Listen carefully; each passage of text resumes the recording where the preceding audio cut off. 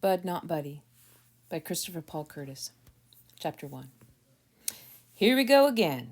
We were all standing in line waiting for breakfast. One of the caseworkers came in and tap, tap, tap down the line. Uh-oh, this meant bad news.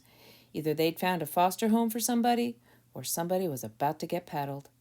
All the kids watched the woman as she moved along the line, her high-heeled shoes sounding like little firecrackers going off on the wooden floor. Shoot! She stopped at me and said, "Are you Buddy Caldwell?" I said, "It's Bud, not Buddy, ma'am." She put her hand on my shoulder and took me out of line. Then she pulled Jerry, one of the littler boys, over. "Aren't you Jerry Clark?" He nodded. "Boys, good news. Now that the school year has ended, you both have been accepted in new temporary care homes starting this afternoon." Jerry asked the same thing I was thinking. "Together?" She said, "Why, no, Jerry. You'll be in a family with 3 little girls." Jerry looked like he'd just found out they were going to dip him in a pot of boiling milk. "And Bud," she looked at some papers she was holding. "Oh, yes, the Amoses. You'll be with Mr. and Mrs. Amos and their son, who's 12 years old. That makes him just 2 years older than you, doesn't it, Bud?" "Yes, ma'am." She said, "I'm sure you'll both be very happy."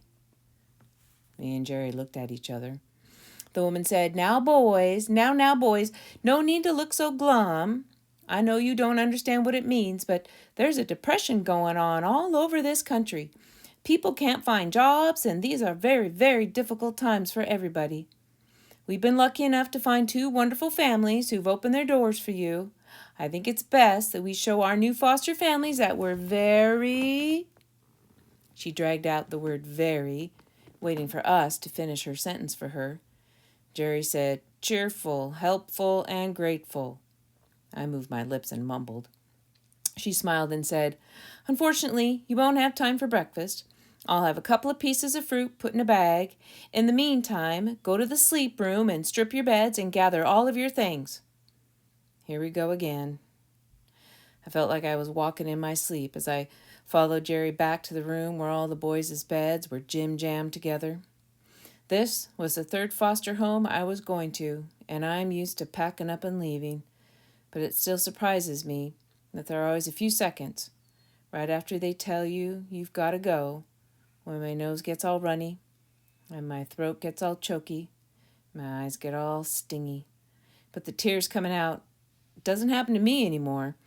I don't know when it first happened, but it seems like my eyes don't cry no more. Jerry sat on his bed, and I could tell that he was losing his fight not to cry. Tears were popping out of his eyes and slipping down his cheeks. I sat down next to him and I said, "I know being in a house with 3 girls sounds terrible, Jerry, but it's a lot better than being with a boy who's a couple of years older than you. I'm the one who's going to have problems. An older boy is going to want to fight, but those little girls are going to treat you real good. They're going to treat you like some kind of special pet or something." Jerry said, "You really think so?" I said, "I'd trade you in a minute. The worst thing that's going to happen to you is that they're going to make you play house a lot. They'll probably make you be the baby and will hug you and do this kind of junk to you." I tickled Jerry under his chin and said, "Ga, goo, goo, baby, baby." Jerry couldn't help but smile. I said, "You're going to be great." Jerry looked like he wasn't so scared anymore, so I went over to my bed and started getting ready. Even though it was me who was in a lot of trouble, I couldn't help but feel sorry for Jerry. Not only because he was going to have to live around 3 girls, but also because being 6 is a real tough age to be at. Most folks think you start to be a real adult when you're 15 or 16 years old, but that's not true. It really starts when you're around 6. It's at 6 that grown folks don't think you're a cute kid anymore. They talk to you and expect that you understand everything they mean, and you'd best understand it. You best understand, too. If you aren't looking for some real trouble, 'cause it's around 6 that grown folks stop giving you little swats and taps and clean jump up to giving you slugs that'll knock you right down and have you seeing stars in the middle of the day. The first foster home I was in taught me that real quick. 6 is a bad time, too, 'cause that's when some real scary things start to happen to your body. It's around then that your teeth start coming loose in your mouth. You wake up one morning, and it seems like your tongue is the first one to notice that something strange is going on, because as soon as you get up there, it is pushing and rubbing up against one of your front teeth. And I'll be doggone if that tooth isn't the littlest bit wiggly. At first you think it's kind of funny, but the tooth keeps getting looser and looser, and one day, in the middle of pushing the tooth back and forth and squinching your eyes shut, you pull it clean out.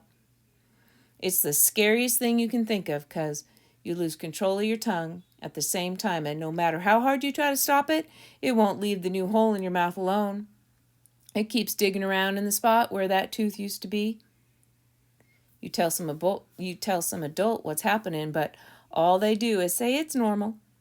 You can't be too sure, though, because it shakes you up a whole lot more than grown folks think it does when perfectly good parts of your body commence to loosening up and falling off of you.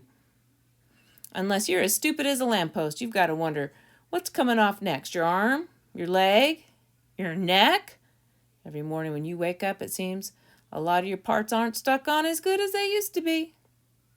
6 is real tough. That's how old I was when I came to live here in the home. That's how old I was when Mama died.